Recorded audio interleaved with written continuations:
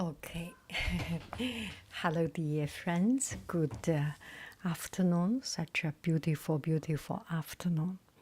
So this is the book I borrowed from the library. And so take a look at it. I will put the book link under the description of this video.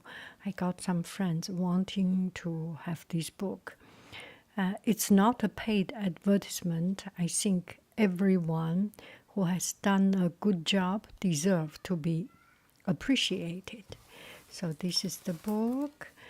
I have read some of it, and let's continue with it. Pandora's box. We are done with Pandora's box. Persephone and Hades.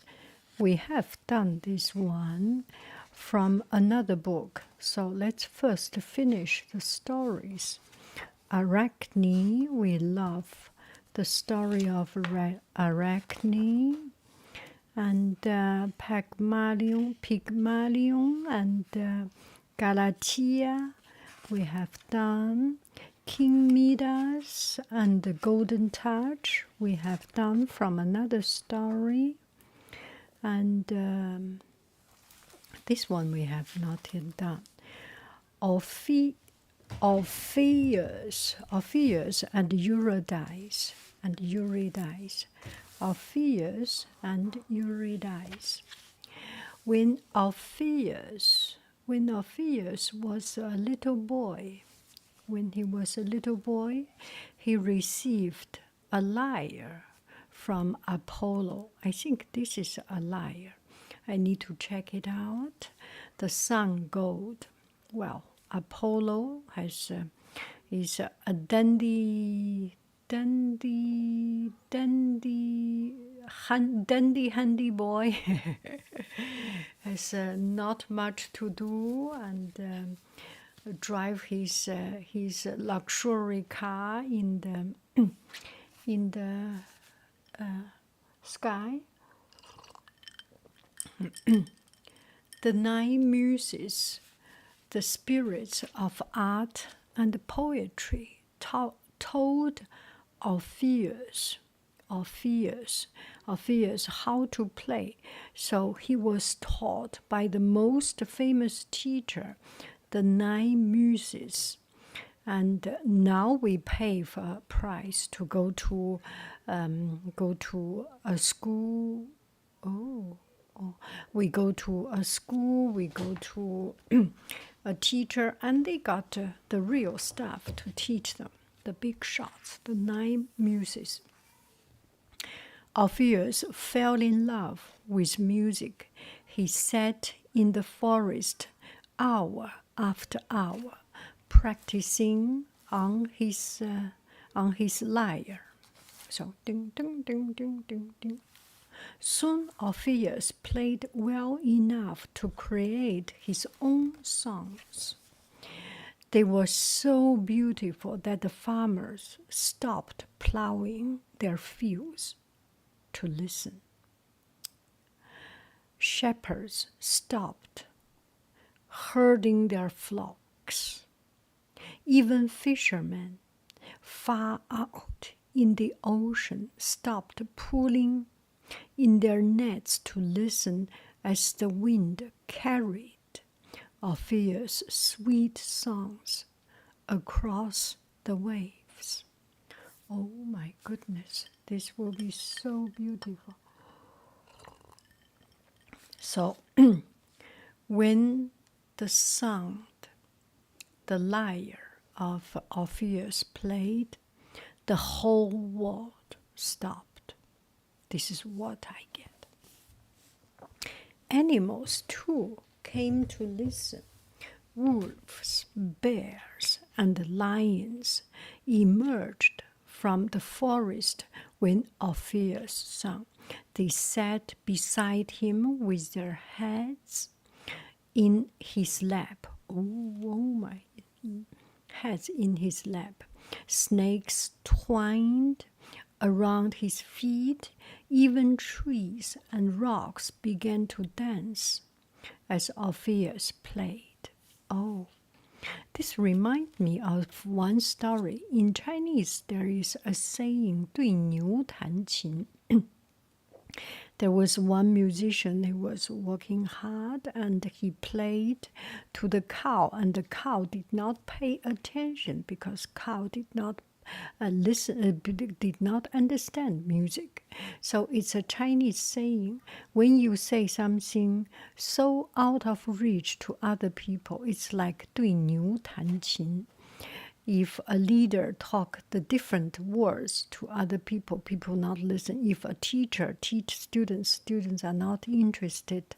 It's kind of unpolite to say it, but it's a way to express that something that's totally out of tune.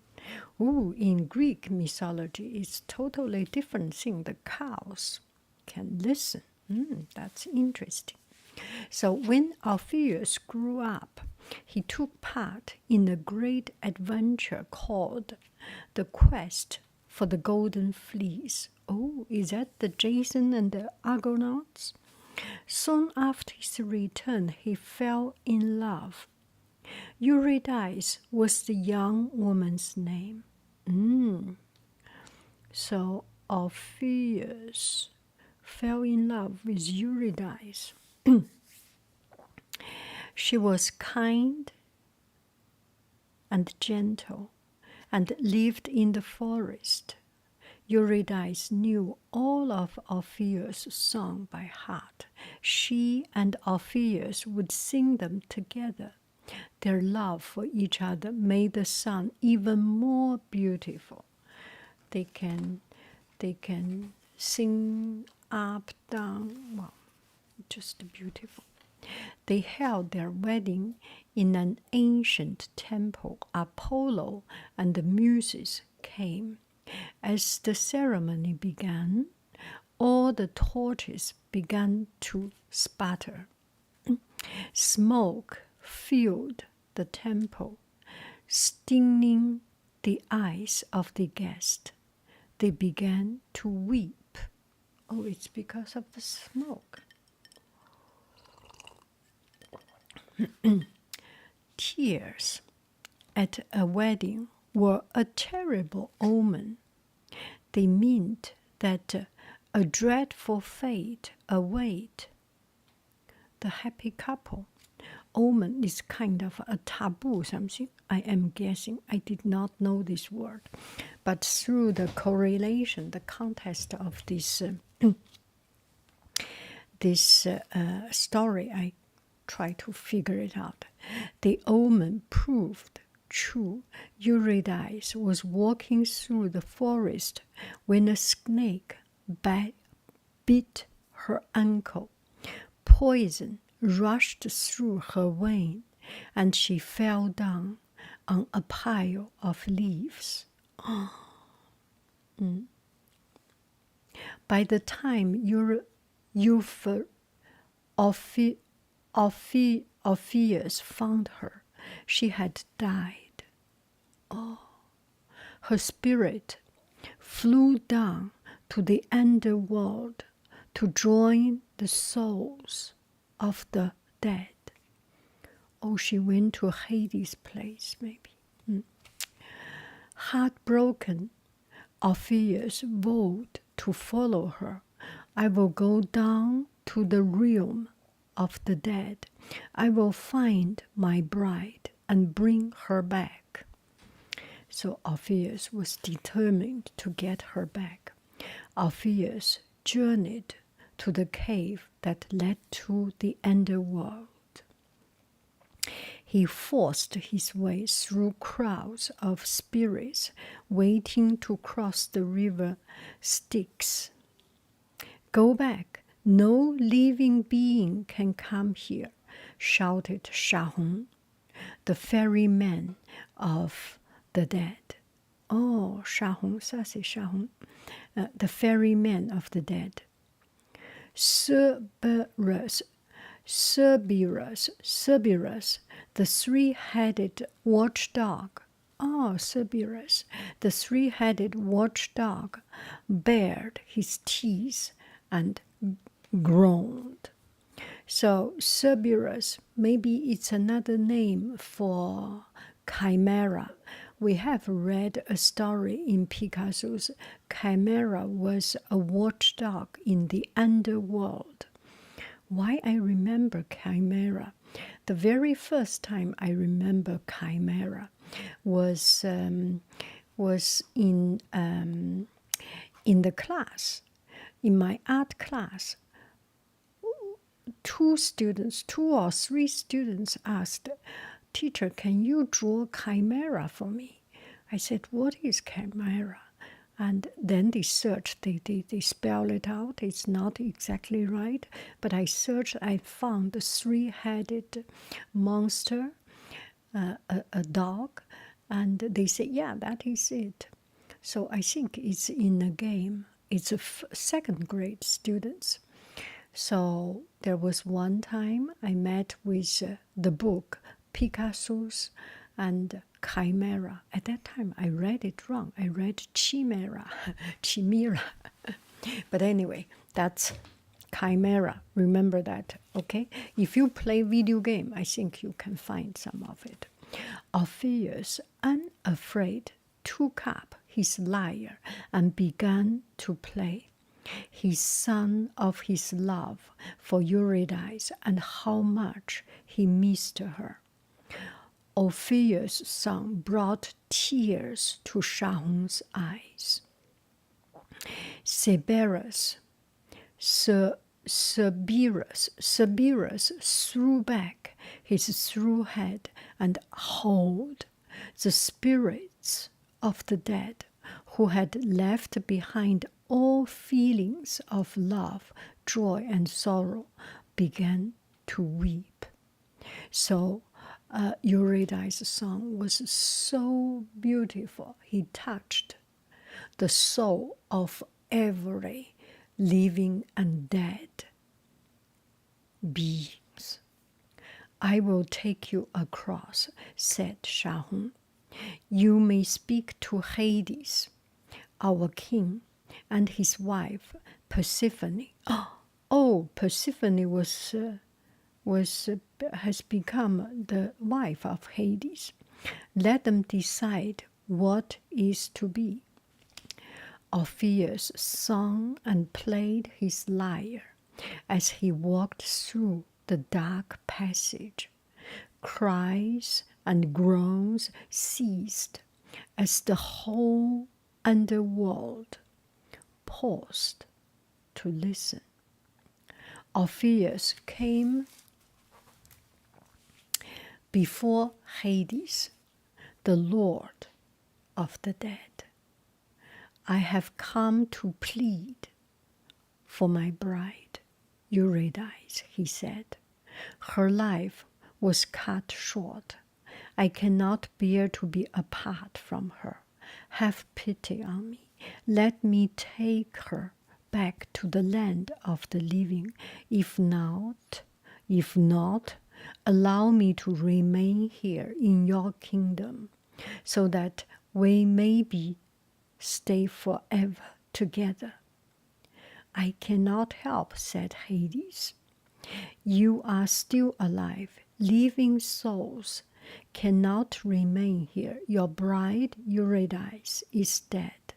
The dead can never return to those they left behind. She is dead. She cannot go back to you." Orpheus began to weep.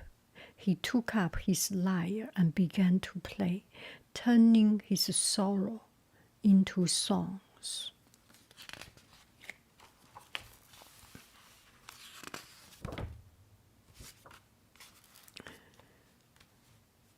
Am I alive, dreaming of death, or am I dead, dreaming of life? No place is there for me in this land of the departed. No place do I have in the land of the living. Eurydice is gone, and I am lost without her. Tears run down the face of grim Hades. The stone wall of the caverns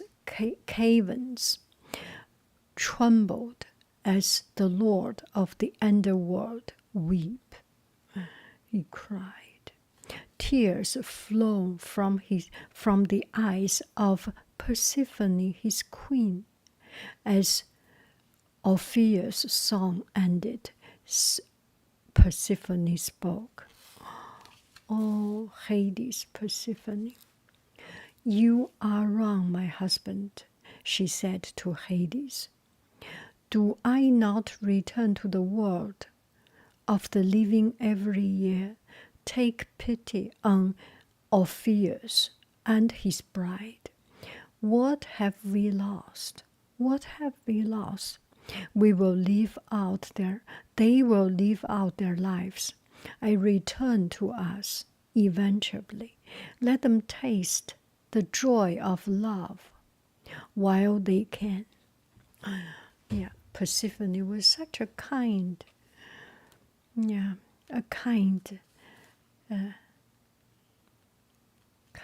girl. Yeah, she begged her husband to allow them to be together. We are living together and separate also, because Persephone goes back to her mother's place in spring, summer, and autumn, and only in winter she went back to Hades. It's the barren land and cold and snow without any production. Her words melted the heart of Hades. Summon the spirit of Eurydice, he commanded.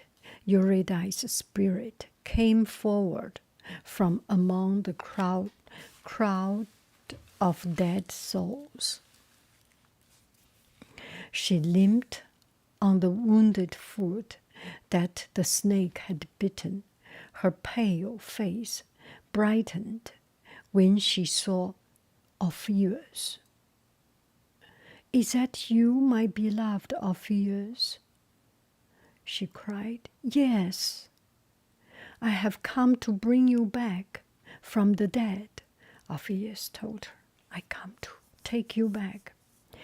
Take Eurydice with you to the world above, Hades told Orpheus. Walk before her, she will follow. Remember, you must not turn around to look at her until you both reach the upper world. If you so much as glance at Eurydice while you are still within my kingdom, her spirit will return to the realm of the dead, never to depart. Oh my goodness, this reminds me of one of the Chinese practice. So, okay, I will add in the Chinese practice. Hades told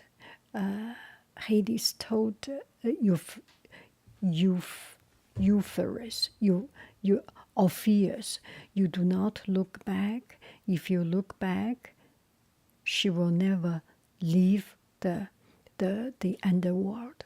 I remember in Chinese there is a habit when you go to the tombs, someone dead, and you go to, after the funeral, you go to the tombs, and you never look back. It's just a habit I did not understand. Also, I did not understand the relation. And also, I do not understand the relationship of Chinese mythology, Greek mythology, or if there is anything intertwined. And we just have this taboo, never ever look back.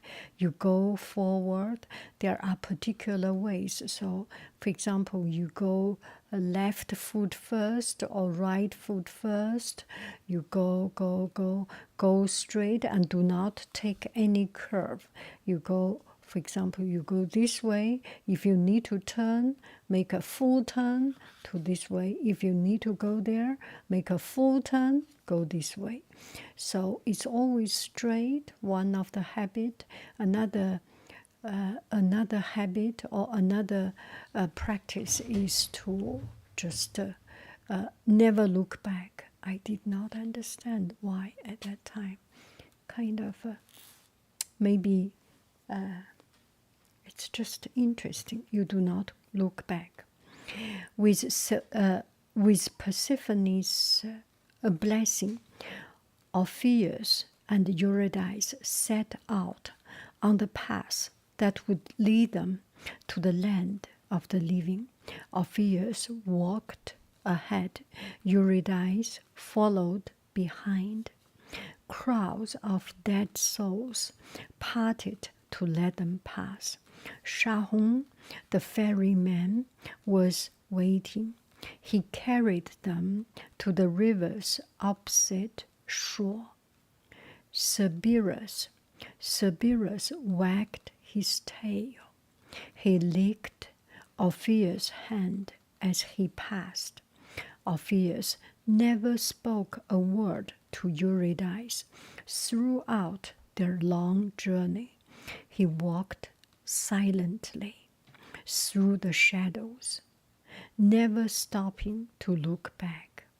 One by one, he climbed the steep steps that led to the mouth of the cave. He rushed into the sunlight. "We are here, Eurydice. You have come back to the life again," Orpheus shouted. He turned around. Oh my goodness. He turned around to see his bride.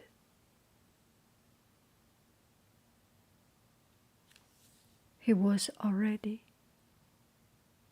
He rushed to the sunlight, lead to the mouth of the cave.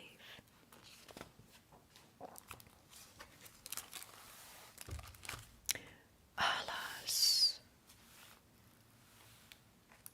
he had spoken too soon.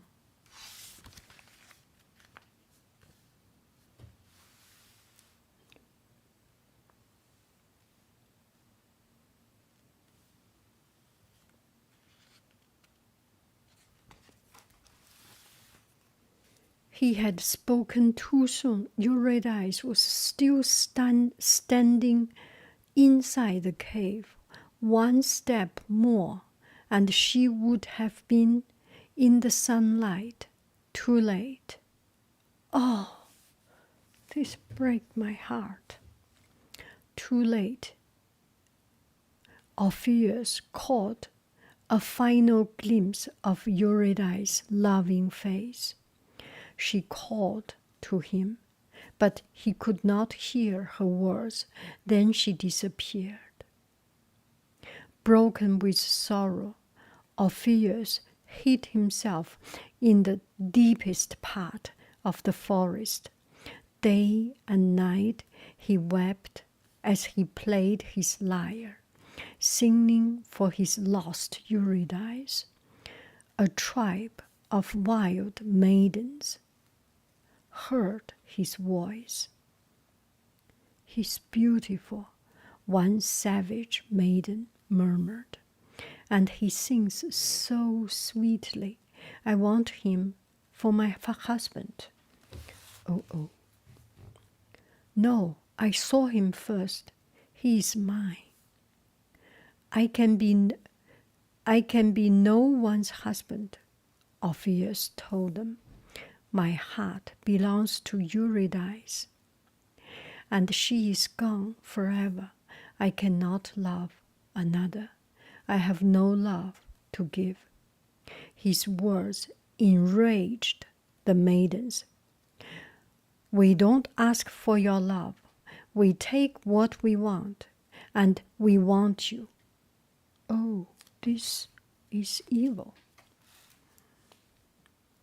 Orpheus ignored them. He picked up his lyre and began to play. Do you turn your back on us? How dare you? One maiden picked up a javelin. Oh, a javelin, 标枪, javelin. Oh, in the Olympic there is a javelin, right? A javelin, and hurled it at Orpheus. The power of his music protected him. The javelin fell at his feet. Oh.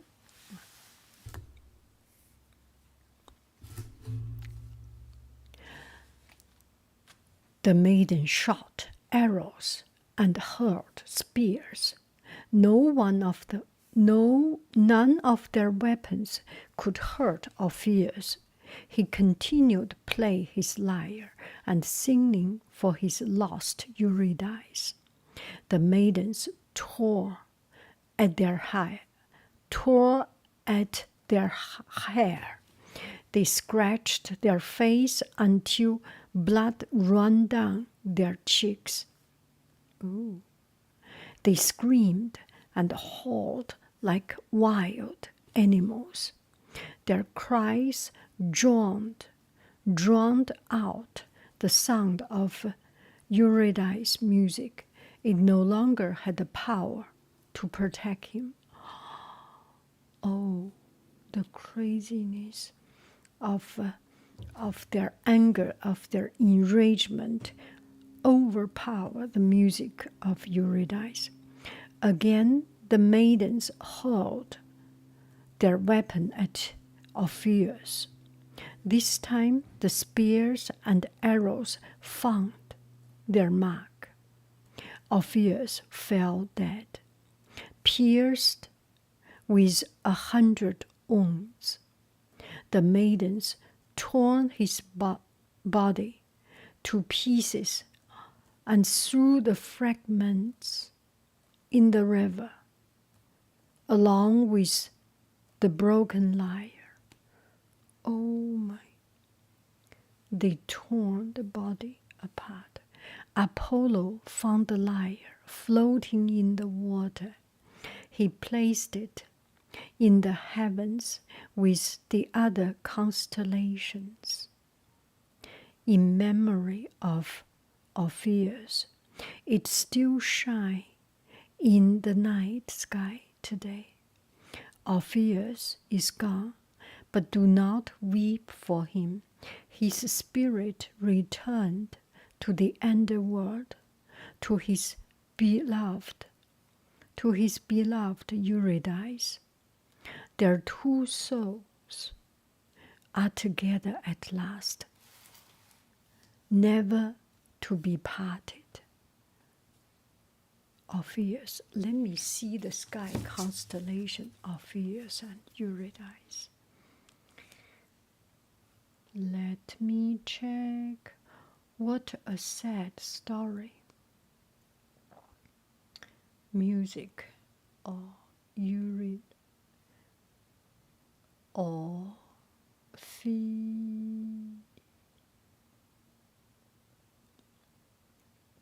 Yes, star. Orpheus star.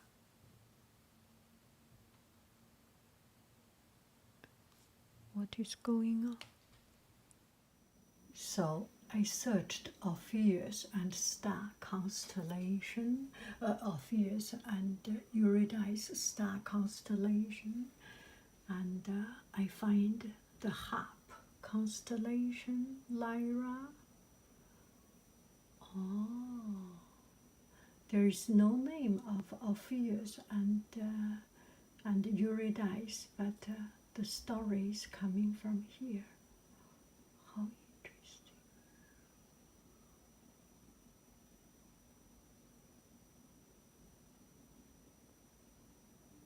Thank you very, very much. Okay, tonight you will look at the star.